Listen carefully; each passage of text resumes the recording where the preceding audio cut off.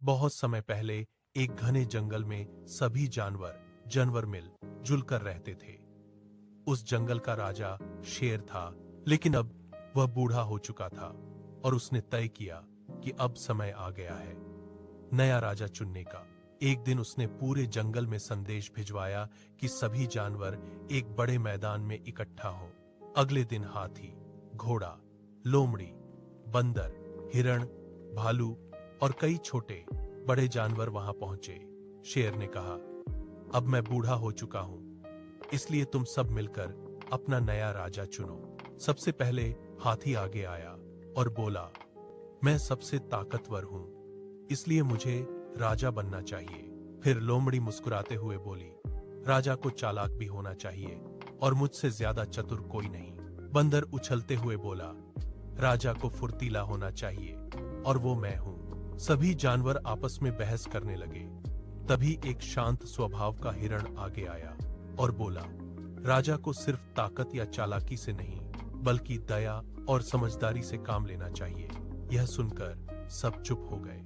तभी अचानक जंगल के एक हिस्से में आग लग गई। सभी जानवर डर गए, लेकिन हिरण ने समझदारी से सभी को सुरक्षित रास्ते से बाहर निकाला और मिलकर आग बुझाने की योजना बनाई। हिरण की बहादुरी और समझदारी देखकर सभी जानवर प्रभावित हो गए। उन्होंने एक साथ कहा, हमें ऐसा ही राजा चाहिए। शेर मुस्कुराया और हिरण को जंगल का नया राजा घोषित कर दिया। उस दिन से जंगल में शांति और खुशहाली छा गई, क्योंकि उनका नया राजा समझदार और दयालु था। घने जंगल के बीच एक शक्तिशाली शेर रहता था, जिसका नाम था शेरराज। वह जंगल का राजा था और सभी जानवर उससे डरते थे। उसी जंगल में एक बड़ा और ताकतवर भालू भी रहता था, जिसका नाम था बलवान। बलवान अपनी ताकत और साहस के लिए जाना जाता था और वह किसी से भी डरता नहीं था।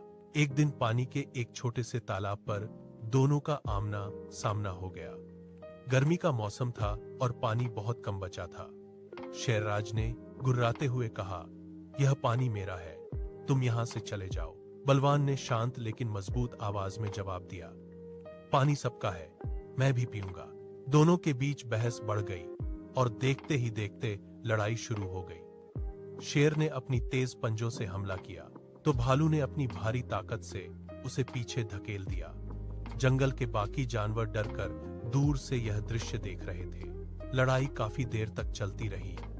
दोनों ही घायल हो गए और थककर चूर हो गए। तभी पास के पेड़ पर बैठा एक बूढ़ा उल्लू बोला, तुम दोनों लड़ते लड़ते अपनी ताकत खो रहे हो और इस बीच कोई तीसरा आकर पानी पी जाएगा। यह सुनकर दोनों को अपनी गलती का एहसास हुआ। उन्होंने लड़ाई रोक दी और समझदारी से पानी को बांटने का फैसला किया। उस दिन के बाद शेरराज और बलवान ने कभी आपस में लड़ाई नहीं की। उन्होंने सीखा कि झगड़े से नुकसान होता है, लेकिन समझदारी और शांति से हर समस्या का हल निकल सकता है।